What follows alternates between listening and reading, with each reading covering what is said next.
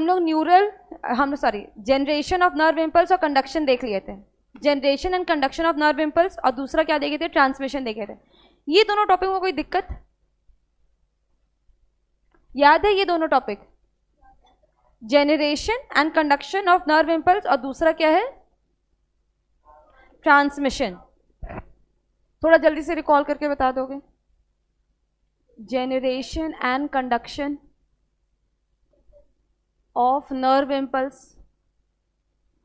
Start कहां से करोगे कि वो पोलराइज स्टेट में है, पोलराइज स्टेट में है मतलब वो किस में है, रेस्टिंग पोटेंशियल में, अपना रेस्टिंग मेम्ब्रेन पोटेंशियल है अभी,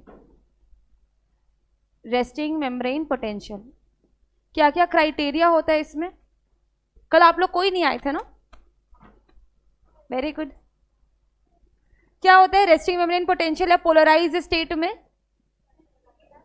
सबसे पहले बताओ परमिएबल कौन होता है? परमिएबल कौन होता है? क्या होता है परमिएबल पोटेशियम के लिए? क्या मेम्ब्रेन होता है? मेम्ब्रेन बताओगे ना, कौन सा मेम्ब्रेन, क्या नाम है उसका? एक्सोलेमा। एक्सो मेम्ब्रेन तो कुछ नहीं होता, आप बोलो एक्सॉन मेम्ब्रेन या बोलो एक्सोलेमा। एक्सो मेम्ब्रेन कुछ नहीं होता है। मैं क्या पूछ रही हूँ, मैं बोल रही हूँ उस मेम्ब्रेन जो परमिएबल या इम्परमिएबल, तो क्या परमिएबल इम्परमिएबल है? कोई मेम्ब्रेन है ना, तो वो मेम्ब्रेन कौन सा मेम्ब्रेन है? ठीक है, एक्सोलेमा। एक्सोलेमा क्या है? रेस्टिंग पोटेंशियल पे हम लोग बात करें तो रेस्टिंग पोटेंशियल पे एक्सोलेमा क्या शो कर रहा है? परमिएबिलिटी किसके लिए? परमिएबिलिटी पोटेशियम के लिए।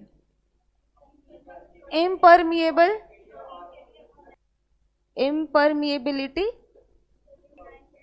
सोडियम के लिए, और नेगेटिवली चार्ज्ड प्रोटीन। ये मेम्ब्रेन है। मेम्ब्रेन क्या चीज का बना हुआ रहेगा? कोई भी मेम्ब्रेन है तो वो किस चीज का बना हुआ रहेगा? बताओ। फॉस्फोलिपिड। कोई भी मेम्ब्रेन, बॉडी में कोई भी मेम्ब्रेन तो किस चीज का बना हुआ है? फॉस्फोलिपिड। ठीक है, और इन फॉस्फोलिपिड के बीच में क्या है? आयन चैनल्स है। आयन चैनल्स किस चीज का बना रहेगा? ये क्या है? ये एक्सोलेमा का मेम्ब्रेन है। ठीक है, और ये दोनों क्या है? सोडियम पोटेशियम का क्या चैनल्स है। ठीक है, इसको हम लोग क्या बोलेंगे? लीक चैनल बोलेंगे या फिर आयन चैनल। किस चीज का बना होता है ये? किस चीज का? ये मेम्ब्रेन फॉस्फोलिपिड है। ठीक है, ये फॉस्फोलिपिड का मेम्ब्रेन है और इस पे आयन चैनल्स किस चीज का बना हुआ है? प्रोटीन का। ये जो स्ट्रक्चर है ये क्या है? ये प्रोटीन का बना हुआ रहता है। ठीक है, ये हम लोग सेल वाले चैप्टर में पढ़े थे। तो अभी कौन सा स्टेट चल? अभी रेस्टिंग मेम्ब्रेन है,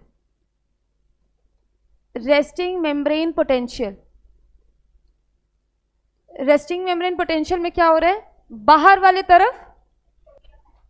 वाले तरफ सोडियम भरा हुआ है और अंदर की तरफ क्या रहेगा? पोटेशियम रहेगा। और ये पोटेशियम कहां से आ रहा है? यहां से ट्रैवल कर रहा है पोटेशियम। ठीक है, और कुछ कुछ हमारा सोडियम भी रहेगा और साथ में क्या रहेगा? Negative charge protein. अब दो फोन लेके जा रहे हो। ठीक है, ये आउटर साइड है और ये इनर साइड है, और ये क्या है? एक्सोलेमा। और ये इनर साइड क्या हो जाएगा? एक्सोप्लाज्म। ठीक है, ये जो चैनल, ये जो आयन चैनल, ये किसके लिए है? ये सोडियम के लिए और ये पोटेशियम के लिए। ठीक है, तो रेस्टिंग मेम्ब्रेन पोटेंशियल है अभी। तो अभी क्या है कि ये वाला चैनल बंद है आपका, ये चैनल बंद है और ये चैनल ओपन है। ठीक है, रेस्टिंग मेम्ब्रेन के टाइप में क्या अंदर आएगा? पोटेशियम अंदर आएगा और सोडियम को अंदर नहीं आने देगा। एक्सोलेमा में क्या भरा हुआ है? पोटेशियम भी है, सोडियम भी है और नेगेटिवली चार्ज है, लेकिन ज्यादा क्या है? पोटेशियम और नेगेटिवली चार्ज। सोडियम का नंबर कम है। ठीक है, और इस डिफरेंस को, इस आयन ग्रेडियंट को मेंटेन करना है। को मेंटेन कैसे करना है? हाँ, यहाँ पे एक्शन पोटेंशियल नहीं बोलेंगे, क्या बोलेंगे? एक्टिव ट्रांसपोर्ट होता है। एक्टिव ट्रांसपोर्ट होता है। यहाँ पे क्या है? यहाँ पे सोडियम पोटेशियम पंप है। यहाँ बीच में क्या है? सोडियम पोटेशियम पंप है। ठीक है, तो अब ये क्या करेगा? अभी रेस्टिंग मेम्ब्रेन पोटेंशियल ही चल रहा है। अभी ये क्या करेगा? सोडियम पोटेशियम पंप बाहर कितना हमारा क्या जाएगा? बाहर क्या जाएगा, अंदर क्या आएगा? हाँ, 2K प्लस अंदर आएगा और 3Na प्लस बाहर जाएगा। ठीक है, इस सोडियम पोटेशियम पंप से क्या होगा? 3Na प्लस बाहर जाएगा और क्या अंदर आएगा? 2K प्लस अंदर आएगा, जिसके कारण ये जो डिफरेंस है ये क्या होगा? मेंटेन हो जाएगा। ठीक है, अगर हम लोग, बेटा ये ऐसा क्यों होता है? क्योंकि अगर हम लोग सिर्फ पोटेशियम को ही अंदर आने देंगे ना, तो एक टाइम के बाद अंदर पॉजिटिव चार्ज बढ़ जाएगा। ठीक है, तो हम लोग पॉजिटिव को बाहर भेज भी रहे और पॉजिटिव को अंदर ले भी रहे। तो कौन सा पॉजिटिव बाहर भेज रहे? सोडियम बाहर भेज रहे, और अंदर क्या ले रहे? पोटेशियम ले रहे। और ज़्यादा पॉजिटिव को बाहर भेज रहे, इसीलिए अंदर में नेगेटिव बना हुआ रहेगा। ठीक है, तो अभी क्या है? बाहर में आपका मेम्ब्रेन पॉजिटिवली चार्ज्ड है और अंदर में मेम्ब्रेन नेगेटिवली चार्ज्ड है। इस बोर्ड पे क्लियर समझ में आ रहा है ना? बेटा कल भी मैं अच्छे से समझा रही थी। ये बीच में सोडियम पोटेशियम पंप है, ये इस मेम्ब्रेन पे लगा। मुझे लगा कि आप लोग को ये सब समझ में आया होगा फॉस्फोलिपिड, क्योंकि सब सेल का चैप्टर का था। हम लोग ये पंप के बारे में ही पढ़े थे जो एक्टिव ट्रांसपोर्ट करता है। ठीक है, लेकिन कल मुझे फिर रियलाइज हुआ कि आप लोग नहीं समझो, तो इसलिए फिर से बता रही हूँ डायग्राम के साथ। मुझे याद है सेल वाले में हम लोग पूरा डायग्राम बनाए थे। अच्छा ठीक है, अभी कौन सा चल रहा है? अभी रेस्टिंग मेम्ब्रेन पोटेंशियल ही चल रहा है। ठीक है, ये क्या है? रेस्ट स्टेज में आपका इस तरीके से चल रहा है। अगर हमारा प्लस माइनस का चार्ज है तो इसको हम लोग क्या बोलेंगे? पोलराइज्ड। मेम्ब्रेन कैसा है? मेम्ब्रेन पोलराइज्ड है। पोलराइज्ड का मतलब है कुछ चार्ज है इसमें, ये न्यूट्रल नहीं है। ठीक है, यहां तक समझ में आया? ये रेस्टिंग के टाइम पे। अब इसके बाद क्या आएगा? अब इसको एक स्टिमुलस मिलेगा। अच्छा चलो हम लोग सिर्फ इस डायग्राम से ही समझते हैं। यहां तक समझ में आया? ये भी क्या है? रेस्टिंग मेम्ब्रेन पोटेंशियल है। अब इसके बाद क्या आएगा? एक स्टिमुलस आएगा। एक स्टिमुलस है। स्टिमुलस क्या हो गया? कोई भी सडन चेंज। ठीक है, स्टिमुलस क्या हो गया? कोई भी सडन चेंज आया। ठीक है, तो यहां पर किसी भी साइट पर एक स्टिमुलस आया। अब यहाँ पे साइट कहाँ बनाऊंगी बताओ? नहीं, अब उसमें फिर बनाओ तो वो गंदा हो जाएगा ना। अब आपके एनसीईआरटी में भी यही डायग्राम दिया हुआ है, बाहर की तरफ प्लस अंदर तरफ माइनस, बस यही चीज़ है बेटा।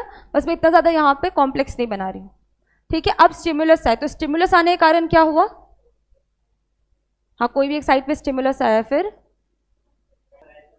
हाँ, इम्पोलराइजेशन कुछ नहीं होगा, वो सब कुछ भी नहीं होगा। स्टिमुलस आया तो फिर क्या होगा? जैसे ही स्टिमुलस आया ना, तो ये जैसे ही हमारे ये कौन सा आयन चैनल किसके लिए है? Na के लिए है। ये आपका ओपन हो जाएगा। ये क्या हो जाएगा? ये आयन चैनल ये ओपन हो गया। जैसे ही स्टिमुलस हुआ तो Na के लिए परमिएबिलिटी इंक्रीज कर गया। किसी के लिए इम्परमिएबिलिटी नहीं आ रहा है। ठीक है, बस सोडियम के लिए परमिएबिलिटी बढ़ गया। ठीक है, अब सोडियम की परमिएबिलिटी बढ़ा और बाहर में सोडियम बहुत ज्यादा है, तो ये एकदम रश करके अंदर आएगा। ये इतने रश के साथ अंदर आता है। ठीक है, इसको हम लोग बोलते हैं इनफ्लक्स ऑफ सोडियम। ठीक है, सोडियम आयन का इनफ्लक्स मतलब ये झुंड में अंदर आ गया। और जैसे ही ये झुंड में अंदर आ जाएगा, ये जैसे यहां से झुंड में ये अंदर आ गया, तो ये क्या करेगा? नीचे में सबको पॉजिटिव कर देगा। साइट ए में सब क्या हो गया? पॉजिटिव हो गया, और इधर पॉजिटिव हो गया, तो उल्टे तरफ क्या हो जाएगा? नेगेटिव हो जाएगा। ठीक है, तो जैसे इनफ्लक्स ऑफ Na आया तो पोलैरिटी इज रिवर्स्ड। यहां पे क्या हुआ? Polarity is reversed, polarity change हो गया। समझ में आया? और इसको हम लोग क्या बोलेंगे? पोलैरिटी चेंज होने का मतलब, हाँ वेरी गुड, यहां पे हम लोग इसको डीपोलराइजेशन भी बोलेंगे। जैसे इनफ्लक्स ऑफ Na को हम लोग क्या बोले? ये डीपोलराइज हो रहा है, डीपोलराइजेशन। ठीक है, डीपोलराइजेशन हो गया यहाँ पे, इनफ्लक्स हुआ Na का और डीपोलराइजेशन हो गया, पोलैरिटी रिवर्स हो गया। मतलब क्या हो गया? Outer side negative, outer negative, और इनर साइड हो गया क्या? पॉजिटिव। ठीक है, कोई दिक्कत नहीं है। और इसको हम लोग बोल देंगे एक्शन पोटेंशियल, एक्शन पोटेंशियल या फिर नर्व इम्पल्स। और ये नर्व इम्पल्स क्या हुआ? जनरेट हुआ। कहां पे जनरेट हुआ? इस साइट ए पर जनरेट हुआ। ठीक है, ये साइट ए है, ये बी है, ये सी है, ये डी है। ये एक्सॉन का क्या है? पूरा का पूरा मेम्ब्रेन है और ये इस पे ट्रैवल करेगा। ठीक है, समझ में आया? यहां तक समझ में आया? यहां क्या हो गया? टॉपिक का नाम क्या था? Generation and conduction of impulse. Impulse यहां तक क्या हुआ है? जनरेट हुआ है। अब हम लोग क्या करेंगे? कंडक्शन करेंगे। कंडक्ट करे कैसे करेंगे? इम्पल्स कंडक्ट कैसे करेंगे? हाँ, ये ए से बी में गया। ठीक है, तो ए से बी में जाएगा ना, तो ये जो प्लस है वो यहां आ जाएगा और ये जो प्लस है ये इधर आ जाएगा। और इस तरीके से करके क्या हो गया? अब आपका इम्पल्स बी में आ जाएगा। ठीक है, जो प्लस चार्ज कहां पे? Inner side of A, side A के इनर साइड पे प्लस आया था, ये क्या होगा? अपना चार्ज नेक्स्ट साइड पे भेजेगा। मतलब यहां पर क्या हो जाएगा? प्लस हो जाएगा और यहां पर वापस से नेगेटिव हो जाएगा। मैम वहां मिल गया था मेरे को।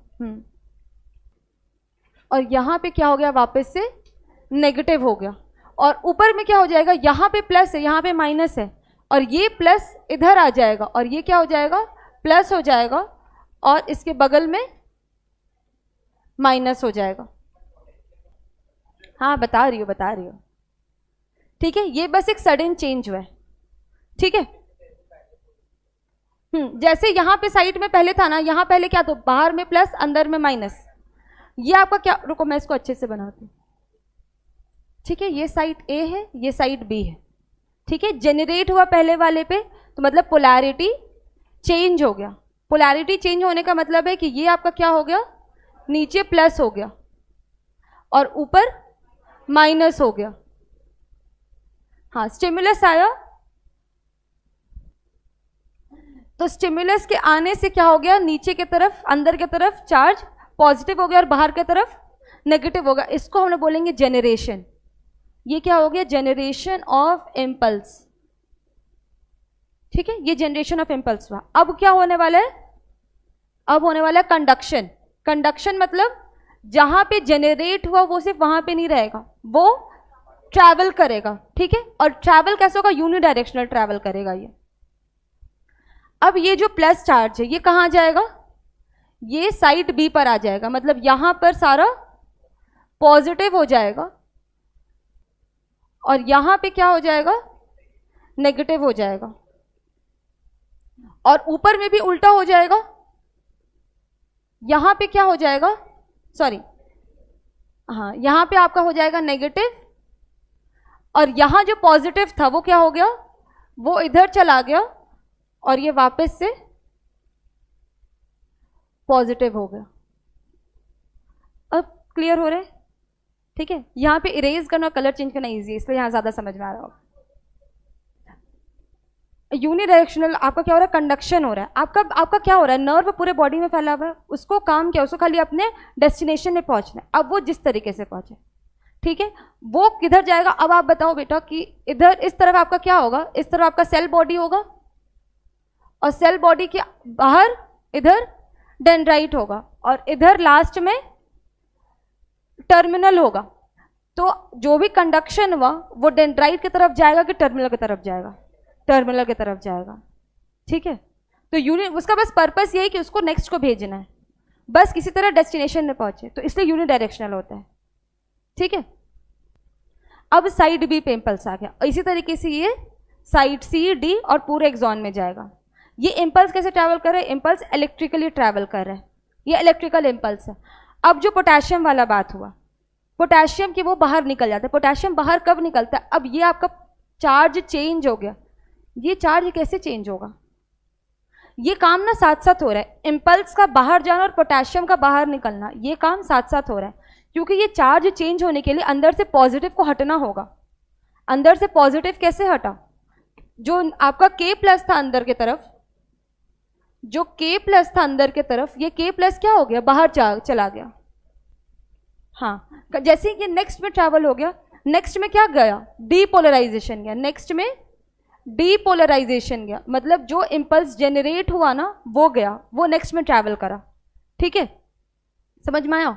ये नेक्स्ट में ट्रैवल करा और K प्लस बाहर चला गया, K प्लस बाहर चला गया आउटसाइड। और लोग क्या बोले? इसको बोले रीपोलराइजेशन। ठीक है, रीपोलराइजेशन क्यों हुआ? पोलैरिटी को वापस लाने के लिए। पोलैरिटी वापस लाने का मतलब कि यहां वापस से प्लस और यहां वापस से माइनस। शुरू में क्या था? यहां प्लस था, यहां माइनस था, यहां भी अभी वही चीज चल रहा है। ठीक है, तो रीपोलराइजेशन कैसे हुआ? जो अंदर की तरफ पोटेशियम आ गया था उसको बाहर भेजा गया। ठीक है, तभी आपका चार्ज वापस से नॉर्मल हुआ। ये नेगेटिव हुआ और वो पॉजिटिव हुआ, क्योंकि जो Na प्लस था वो तो आगे शिफ्ट कर गया। डीपोलराइजेशन का मतलब Na प्लस अंदर आ रहा है, रीपोलराइजेशन मतलब K प्लस बाहर जा रहा है इम्पल्स जनरेट होने के बाद। ठीक है, इम्पल्स जनरेट करने के लिए डीपोलराइजेशन हुआ और नॉर्मल करने के लिए रीपोलराइजेशन। क्लियर है? तो अब आपका जो साइड ए था ये नॉर्मल हो चुका है, ये साइड बी पर आ गया। ठीक है, और ये जो एंड टर्मिनल होता है ना, जब ये एंड टर्मिनल पे जाएगा तभी ये दूसरा स्टिमुलस को लेगा। ठीक है, ऐसा नहीं कि ये इसने भेजा और ये फिर से स्टिमुलस ले लिया, ऐसा नहीं होता है। ये प्लस माइनस जब ये लास्ट टर्मिनल तक जाएगा तब वापस से साइट इस नया स्टिमुलस को लेगा। फिर वही सेम स्टेज। रीपोलराइजेशन होना मतलब पोलराइजेशन को वापस से नॉर्मल करना, कि बाहर प्लस अंदर माइनस, वापस ही पोलराइज स्टेट में आ जाएगा। ये वापस आपका ये रेस्टिंग मेम्ब्रेन पोटेंशियल में आ गया, ये वाला चार्ज आगे जा रहा है। ठीक है, समझ में आया? आज समझा दो। लो पूरा डायग्राम है बोर्ड पे। रेस्टिंग मेम्ब्रेन पोटेंशियल से स्टार्ट करना। ठीक है, resting membrane potential. Sodium minus charge नहीं बोलेंगे बेटा, बस आप बोलो मेम्ब्रेन ऊपर की तरफ पॉजिटिव चार्ज, अंदर की तरफ नेगेटिव चार्ज। नहीं, अब ये पॉजिटिव नेगेटिव क्यों आपको वो बताना पड़ेगा कि किसके लिए आपका परमेबिलिटी है, किसके लिए परमेबिलिटी नहीं है। ये लिखा हुआ नहीं है, ये नीचे चला गया। सोडियम के लिए। और किसके लिए इनपरमेबिलिटी है? Negatively charged protein. और कैसे कैसे अंदर पॉजिटिव चार्ज आया? क्योंकि भर भर के Na प्लस अंदर आया था, सॉरी इनफ्लक्स ऑफ सोडियम आया था। मतलब भर भर के Na प्लस जब अंदर आया ना तो तुरंत पोलैरिटी चेंज कर गया, रिवर्स कर गया पोलैरिटी। ठीक है, रिवर्स कर गया मतलब बाहर नेगेटिव हो गया और अंदर पॉजिटिव हो गया। ठीक है, इलेक्ट्रिकली जब भी ये कंडक्शन होता है बेटा, उस टाइम ये तो पता है ना कि उस टाइम एक क्लोज सर्किट होना चाहिए। तो ये क्लोज सर्किट कैसे हो रहा है? ये इस तरीके से क्लोज हो रहा है। यहाँ का चार्ज इधर गया और ऊपर का चार्ज इधर आ गया और ये सर्किट क्या हो गया? कंप्लीट हो गया। करंट इस तरीके से फ्लो करा। ठीक है, समझ में आया? नेक्स्ट वाला क्या था? Transmission of impulse. उसमें कोई दिक्कत है ट्रांसमिशन ऑफ इम्पल्स में? ठीक है, तो मैं क्वेश्चंस पूछती हूँ वो आप लोग बताओगे। ट्रांसमिशन ऑफ इम्पल्स किन के बीच में हो रहा है? किन के बीच में हो रहा है? प्री सिनेप्टिक मेम्ब्रेन, हाँ इनके बीच में हो रहा है। अब बीच में वाला जो स्पेस है इन दोनों के बीच में क्या बोलेंगे? सिनाप्स बोलेंगे। ठीक है, कैसे ट्रैवल कर रहा है ये इसमें? आप ऐसा समझो कि ये एक न्यूरॉन है और ये दूसरा न्यूरॉन है, ये एक न्यूरॉन है, ये दूसरा न्यूरॉन है। ये लास्ट वाला क्या हो गया? Axon terminal. और ये हो गया सिनेप्टिक नॉब। और ये क्या हो गया? ये डेंड्राइट्स हो गया, ठीक है, और ये सेल बॉडी, ऐसे समझो बस। ये एक्सॉन टर्मिनल मतलब ये सिनेप्टिक नॉब वाला रीजन, और ये क्या है, डेंड्राइट्स। आपका न्यूरॉन इस तरीके से इस रीजन में कैसे चार्ज ट्रैवल कर रहा है, इलेक्ट्रिकली ट्रैवल कर रहा है, बीच में गैप है। तो यहाँ पे जैसे आपका कनेक्शन टूटेगा बेटा, तार कहीं से भी टूटेगा, आपका मतलब इलेक्ट्रिकली वो फिर पास नहीं कर पाएगा, केमिकल से पास करेगा। हाँ, कौन सा केमिकल, एसिटाइल कोलिन, क्या बोलते हैं उसको, neurotransmitter, neurotransmitter. Synaptic vesicle, synaptic vesicle क्या, कैसे वो कैसे इस स्पेस में आते हैं, सिनेप्टिक वेसिकल से स्पेस में कैसे आता है। हाँ हाँ, स्पेसिफिक रिसेप्टर प्रेजेंट है। हाँ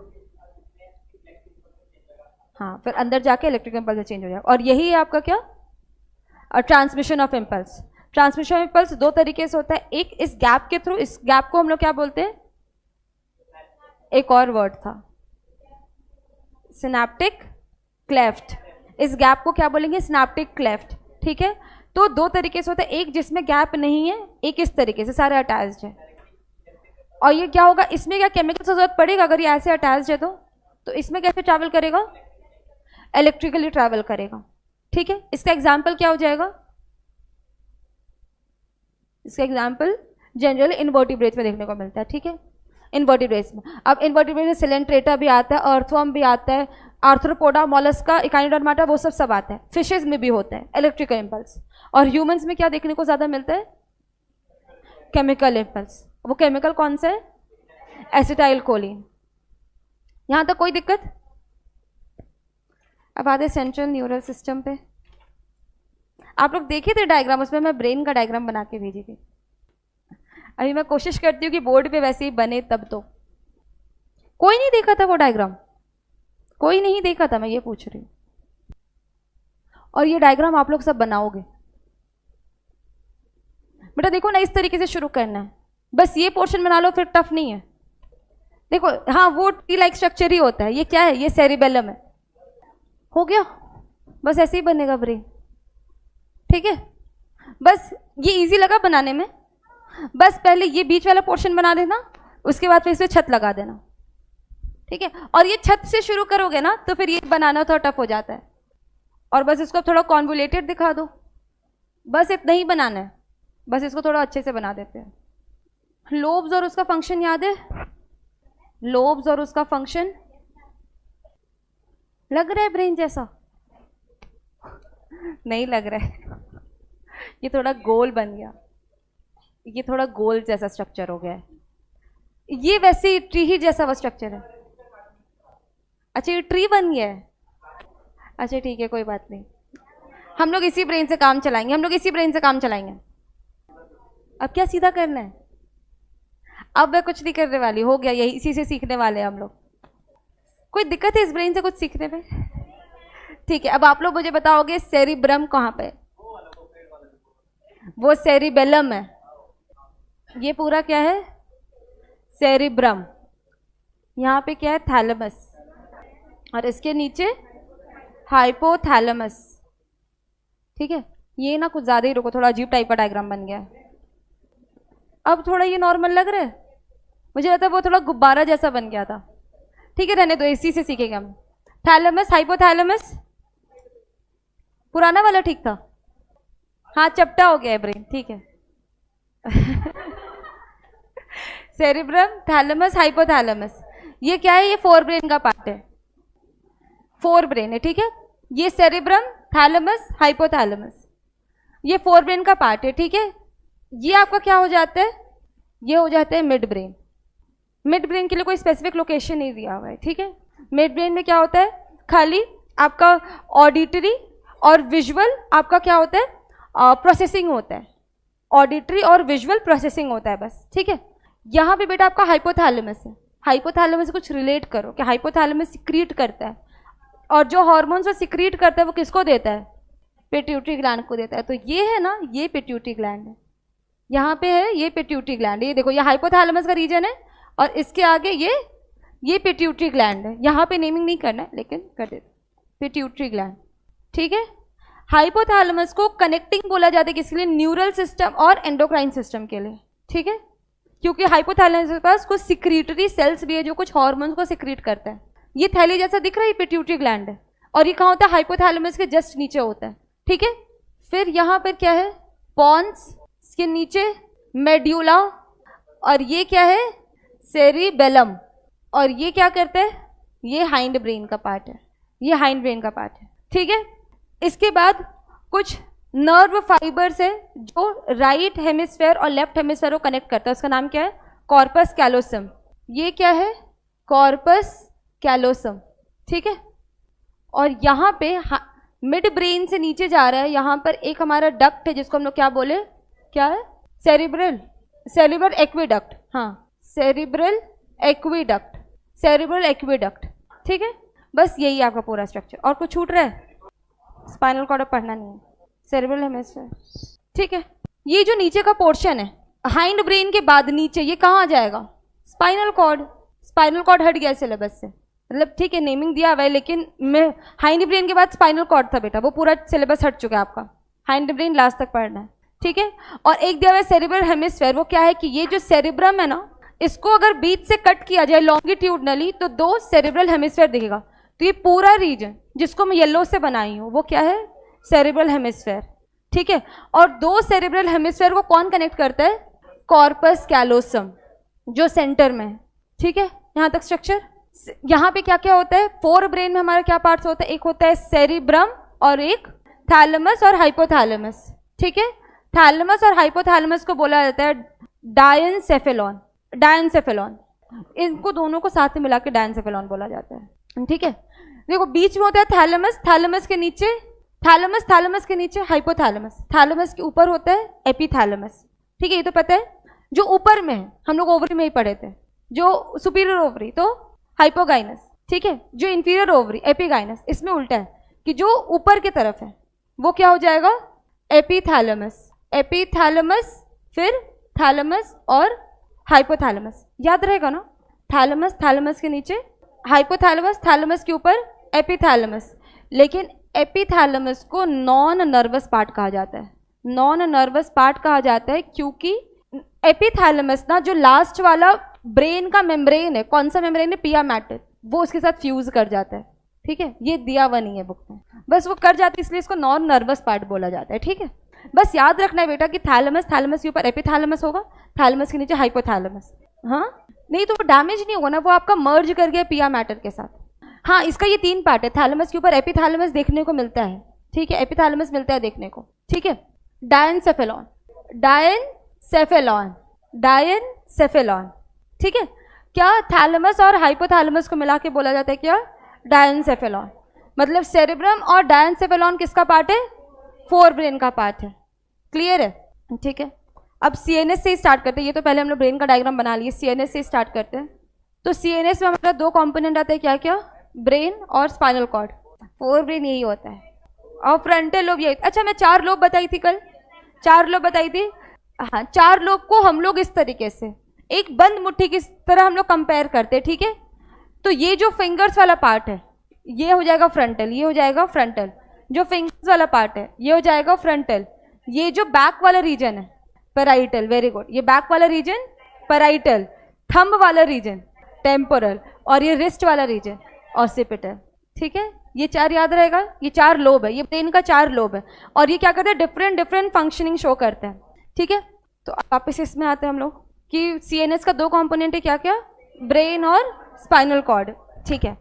हमारा जो ब्रेन है 2 टाइप का टिश्यू से बना हुआ है, क्या क्या? ग्रे मैटर और वाइट मैटर। ग्रे मैटर का कलर ग्रे क्यों है? रीजन 2 था, अभी आप लोग बुक पे ढूंढ रहे हो, क्योंकि यहाँ पे मैक्सिमम न्यूरॉन्स का सेल बॉडी में है, और माइलिनेटेड या नॉन माइलिनेटेड कौन सा रहता है? Non myelinated, non myelinated neurons होता है, ठीक है। यहाँ पे मैक्सिमम न्यूरॉन्स का सेल बॉडी मिलता है और नॉन माइलिनेटेड न्यूरॉन्स होता है, ठीक है। और जो वाइट मैटर होता है उस वहाँ पे क्या होता है? वहाँ पे माइलिनेटेड न्यूरॉन्स होता है। माइलिनेटेड न्यूरॉन्स का मतलब माइलिन शीट का एक कवरिंग रहता है। माइलिन शीट एक इंसुलेटिंग मटेरियल है जो उसको एक ओपेक या एक वाइट कलर का हम एक इन्वायरमेंट दे रहे हैं या एक कलर प्रोवाइड कर रहे हैं, ठीक है। तो वहीं से नाम आ गया ग्रे मैटर और वाइट मैटर। समझ में आया? इसके बाद फिर है कि अगर हम लोग इस ब्रेन को लॉन्गिट्यूडनली कट करें तो लेफ्ट हेमिस्फेयर और राइट हेमिस्फेयर दोनों को कनेक्ट कौन करे? बीच में कुछ नर्व फाइबर्स है, जो कनेक्ट कर रहे हैं। क्या नाम है? बोलो। Callosum, corpus callosum, corpus callosum. ठीक है, कॉर्पस कैलोसम। अब ये ब्रेन है तो इसको स्पेशल प्रोटेक्शन चाहिए, तो इसको प्रोटेक्शन कौन दे रहा है? सबसे पहले तो स्कल दे रहा है। स्कल को हम लोग क्रेनियम भी बोलते हैं या फिर ब्रेन बॉक्स। ठीक है, ये इसको क्या कर रहा है? बाहर से एक बोनी प्रोटेक्शन दे रहा है। उसके बाद ब्रेन का खुद का 3 लेयर है जो उसको प्रोटेक्शन दे रहा है। क्या क्या नाम है उसका? 3 मेम्ब्रेन। पहले इस 3 मेम्ब्रेन का नाम बताओगे। ड्यूरा मैटर, आर्केनॉइड और पिया मैटर। ठीक है, जो दूर है वो ड्यूरा मैटर, जो पास है वो पिया मैटर और बीच में आर्केनॉइड। अच्छा, मेम्ब्रेन को कुछ स्पेशल नाम दिया गया। ये 3 क्या है? एम से नाम था, मेनिंजेस। ऐसे याद करो, मेनिंजेस। ठीक है, 3 मेम्ब्रेन है। मेम्ब्रेन को क्या बोलेंगे? मेनिंजेस। ड्यूरा मैटर, एरिकेनॉइड और पिया मैटर। ड्यूरा मैटर क्या होता है? ये हमारा नॉन वैस्कुलराइज्ड होता है, थिक होता है। और ये क्या होता है? डबल लेयर होता है। ठीक है, एरिकेनॉइड थिन होता है और लेकिन ये नॉन वैस्कुलर होता है, और पिया मैटर थिन होता है और हाईली वैस्कुलराइज्ड। ठीक है, यहाँ तक कोई भी दिक्कत? ठीक है। इसके बाद क्या है? जो सेरिब्रम है, सेरिब्रम को डॉर्सली कवर किया जाता है, एक लेयर से, और उस लेयर का नाम क्या है? पैलियम। शायद एनसीईआरटी में नहीं दिया हुआ है लेकिन प्रीवियस ईयर में आया ये क्वेश्चन, पैलियम। ठीक है, सेरिब्रम को डॉर्सली कवर कौन का लेयर करता है? पैलियम। ठीक है, समझ में आया? और इसके बाद आता है फोर ब्रेन। तो फोर ब्रेन का क्या क्या पार्ट्स है? सेरिब्रम, हाइपोथैलेमस और थैलेमस। ठीक है, हम लोग कुछ लोब्स के बारे में बात किए थे। पहले सबका फंक्शन बता दो। फ्रंटल लोब क्या क्या कर रहे हैं? वो पोस्चर नहीं था। ठीक है, क्या क्या था? वॉलेंट्री एक्शन, हम वॉलेंट्री मसल्स, हाँ, मोटर स्पीच। हाँ ठीक है, मोटर स्पीच से ही मोटिवेशन आता है। वो इंसान खुद भी बहुत मोटिवेटेड नहीं होता है, लेकिन बस वो मोटिवेट करने के लिए मोटिवेशन, तो वो क्या होता है? वो क्या होता है? वो थिंकिंग के साथ निकलता है। ठीक है, तो मेजरली थिंकिंग कहाँ पर हो रहा है? फ्रंटल लोब में। ठीक है, जो इंटेलेक्ट पता चल रहा है लोगों का, वो कहाँ से पता चल रहा है? उनके फ्रंटल लोब के डेवलपमेंट के कारण। और पोस्चर नहीं था, इनवॉलेंट्री मसल्स मतलब ऑटोनॉमिक नर्वस सिस्टम। ठीक है, चलो इस चीज को लिखते हैं। डिफरेंट लोब्स, क्या क्या है लोब? पहले क्या है? फ्रंटल, पहले फ्रंटल लोब है। ठीक है, इस जो एरिया है, एरिया का नाम क्या है? Motor area. मोटर एरिया का फंक्शन क्या हो जाएगा? Voluntary muscles, control the voluntary muscles. ठीक है, फिर आता है प्री मोटर एरिया। ये क्या करता है? ये कंट्रोल करता है एएनएस को। कंट्रोल करता है किसको? एएनएस को, मतलब ऑटोनॉमिक नर्वस सिस्टम। और तीसरा क्या आता है? मोटर स्पीच मतलब ब्रोकाज एरिया। ठीक है, ये आ जाता है एमसीक्यू में। ठीक है, तो मोटर स्पीच ये भी क्या हो रहा है? कौन कंट्रोल कर रहे हैं? Frontal lobe. ठीक है, फ्रंटल लोब के बाद इसके बाद कौन सा लोब आता है? बेटा ये मैं प्रीवियस ईयर क्वेश्चन में भी दिखा दूंगी। ठीक है, और मैं बताती हूँ कि बुक में ना बस ये 2 लाइन दिया हुआ है जो आपको बता रहे हैं कि आपको ये पढ़ना है। जैसे सेरिब्रम में लिखा हुआ है कि सेरिब्रम में कुछ रीजन्स होते हैं। क्या क्या रीजन है? मोटर एरियाज है, सेंसरी एरियाज है, और तीसरा क्या है? नहीं लार्ज रीजन नहीं, उसका नाम क्या था? Association area. 3 रीजन है। क्या क्या है? मोटर एरिया, सेंसरी एरिया, और तीसरा क्या है? Association area. ठीक है, एसोसिएशन एरिया ना ही मोटर एरिया होता है ना ही सेंसरी एरिया होता है। मिला ये लाइंस? मिला? तो बस वही चीज है। एसोसिएशन एरिया मतलब वो दोनों काम करेगा। ठीक है, वो उस चीज को कोऑर्डिनेट करने का काम करेगा, वो उस चीज को प्रोसेस करने का काम करेगा। ठीक है, अब आता है पैराइटल लोब। पैराइटल लोब में क्या क्या हो रहा है?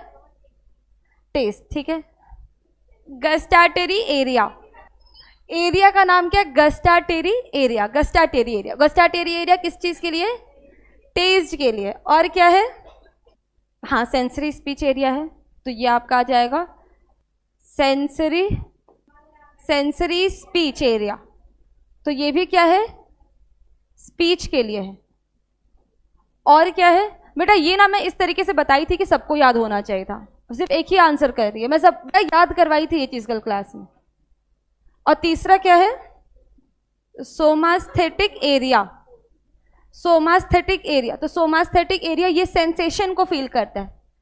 सेंसेशन फॉर किस चीज के लिए, हाँ, पेन, टेम्परेचर, प्रेशर और टच। ठीक है, आप किस चीज को टच कर रहे हो ये आपको कौन बता रहा है, पैराइटल लोब।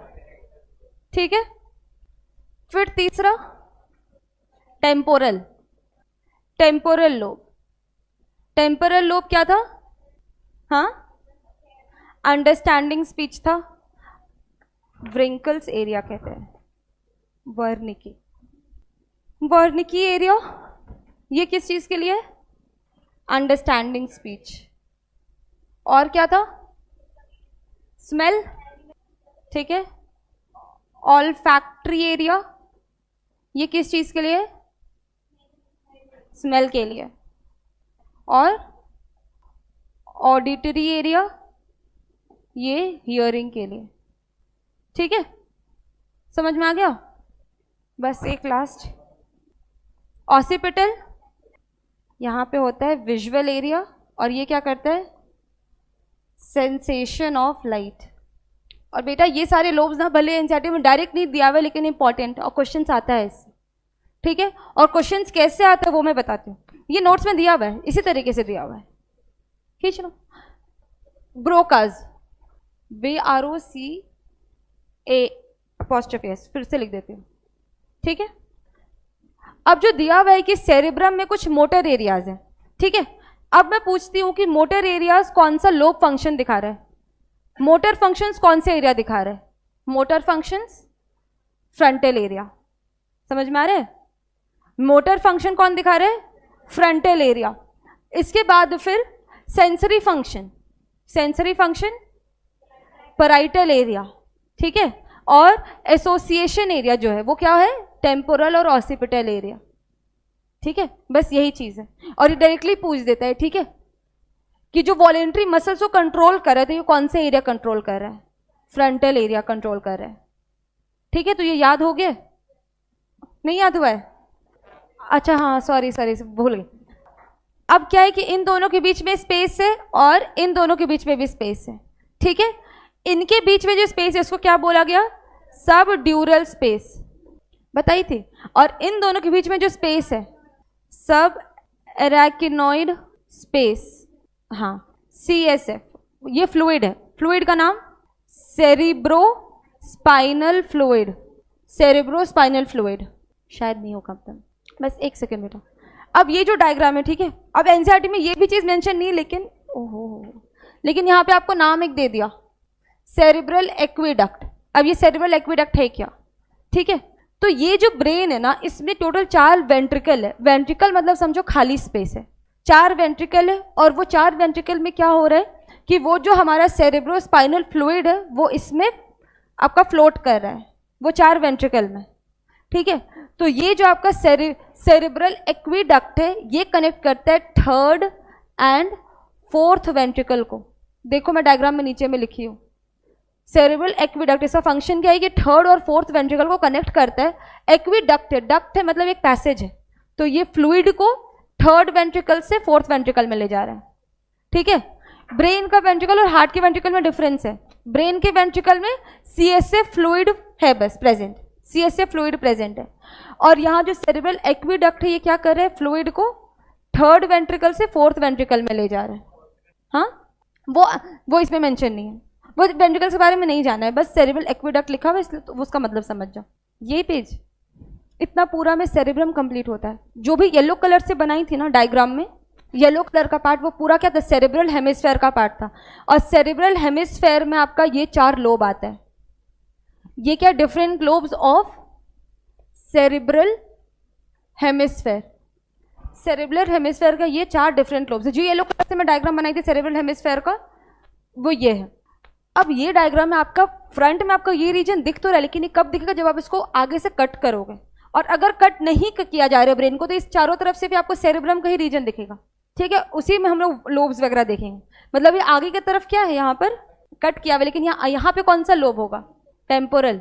ये ऐसे मुट्ठी बंद देखो, आगे में टेम्पोरल लोब, ये आगे में फ्रंटल लोब, ये ऊपर में पैराइटल, और ये नीचे की तरफ ऑसिपिटल लोब है।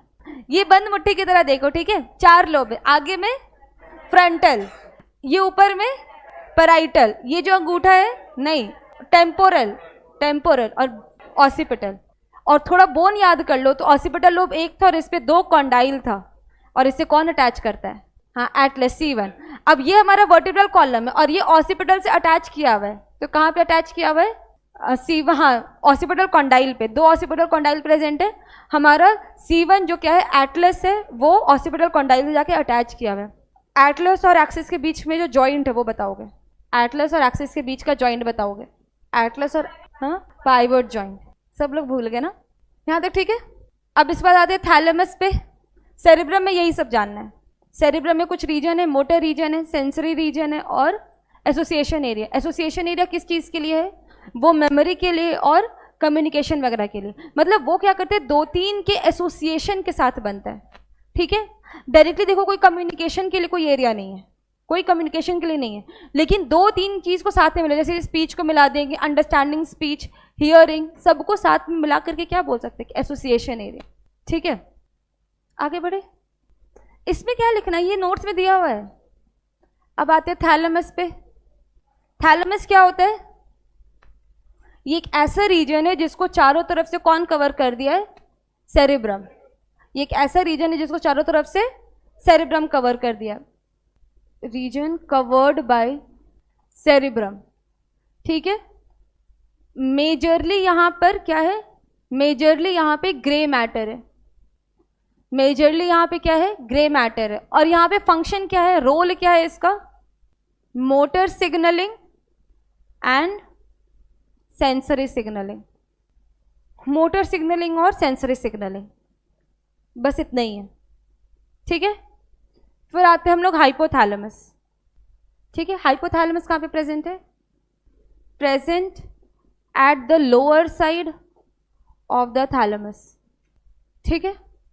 इसका फंक्शन क्या है, नहीं थोड़ा अभी तक हम लोग हाइपोथैलेमस के बारे में थोड़ा पहले भी नाम सुन चुके हैं इसका, तो क्या काम करता है, इसका रोल क्या है, ये रेगुलेट करता है बॉडी टेम्परेचर, हाँ ये रेगुलेट करता है बॉडी टेम्परेचर, और क्या रेगुलेट करता है, अर्ज ऑफ, हाँ अर्ज ऑफ ईटिंग एंड ड्रिंकिंग, ठीक है।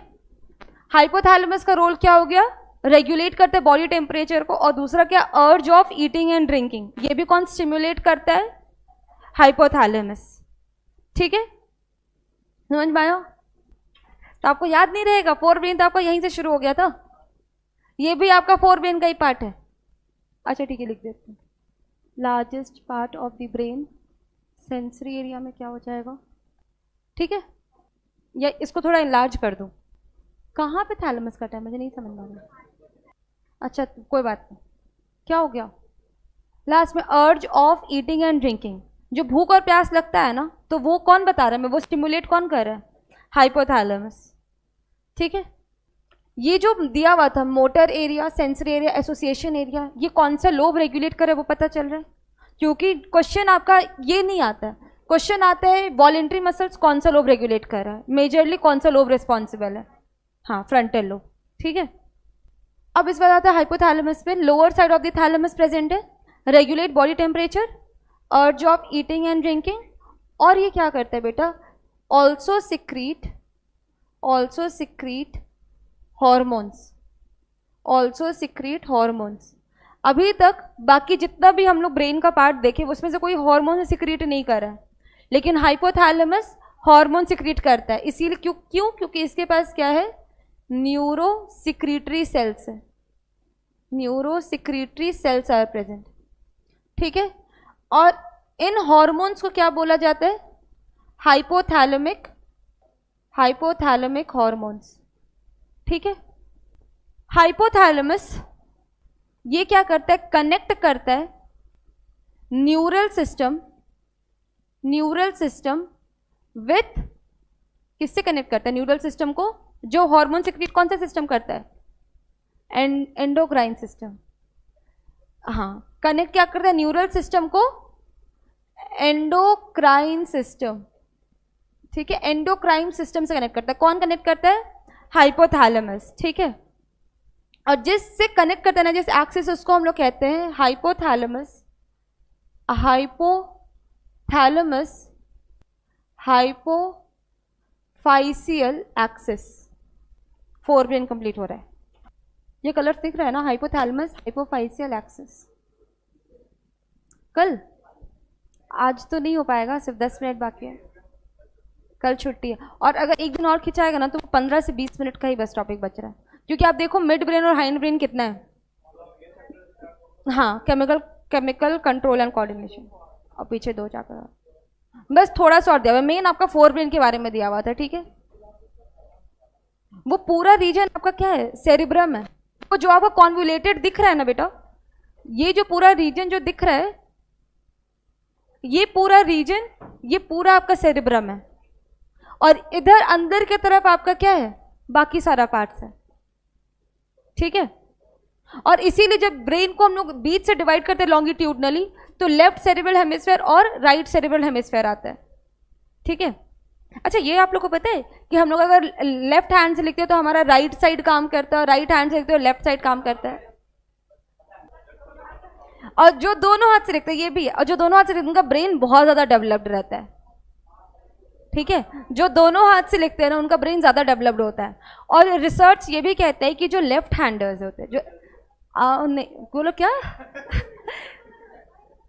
क्या आप लेफ्ट हैंड से लिखते हो? नहीं नहीं नहीं नहीं, जो लेफ्ट हैंड से लिखता है ना, वो भी बहुत इंटेलिजेंट लोग होते हैं। देखो, एक कुछ लोग होते हैं ना जो नेचुरली लेफ्ट हैंड से लिखते हैं, एक होते हैं जिनको जबरदस्ती, जैसे मेरे से एक सीनियर भैया थे, मुझे याद है कि उनका ना राइट हैंड टूट गया था, क्लास 1 या 2 में उनका राइट हैंड टूट गया था। उससे पहले वो राइट हैंडर थे, लेकिन टूट गया, उसके कारण वो लेफ्ट हैंड से लिखना शुरू करे।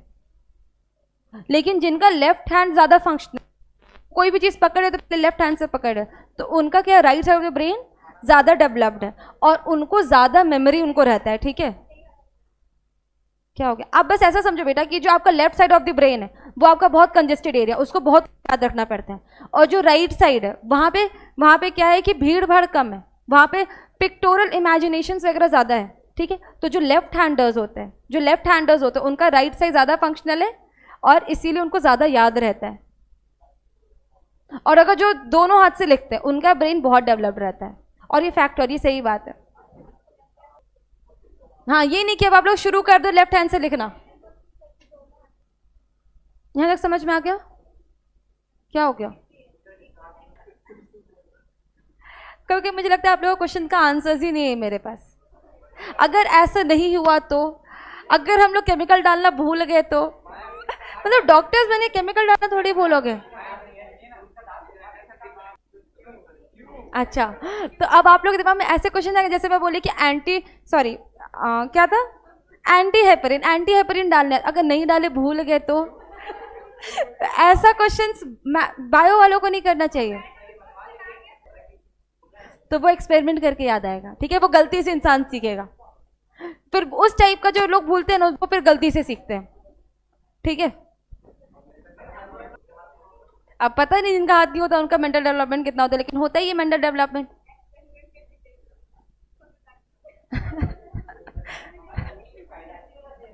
मैं बोलूंगी सर को कि सर आप ये लोग को क्वेश्चन दे दी कि सब चीजें पूछेगा, क्यों? तो लोग पूछे जिनका हाथ नहीं है वो कैसे पढ़ाई करेंगे।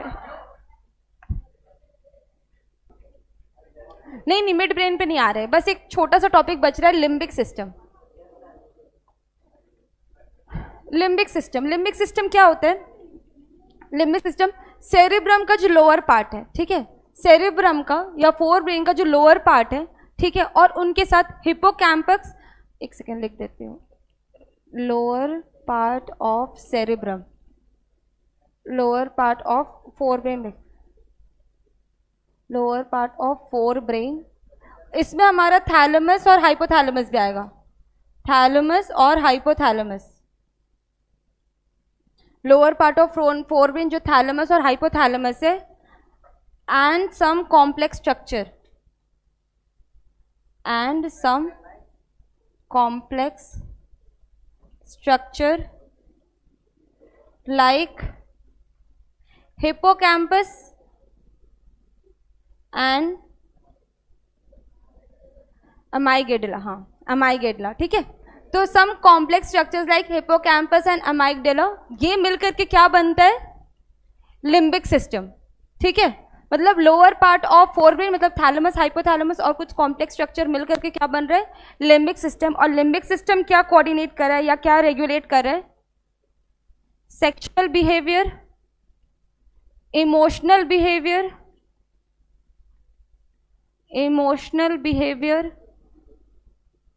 And motivation. चलो मिड ब्रेन और हाइंड ब्रेन नेक्स्ट क्लास में करेंगे. ठीक है, ये सेरेब्रम के लोअर पार्ट में स्ट्रक्चर है बेटा, ये सब मिल करके लिम्बिक सिस्टम बन रहा है. ठीक है, इस ब्रेन के फिगर में ये दिख नहीं रहा है. हाँ, उसमें क्लियर आता नहीं बेटा. ये आपको क्या है कि जब जो सर्जरी वगैरह करेंगे ना, उनको पता चलेगा कि हाँ अंदर की तरफ में कहीं पे वो स्ट्रक्चर्स है. ठीक है.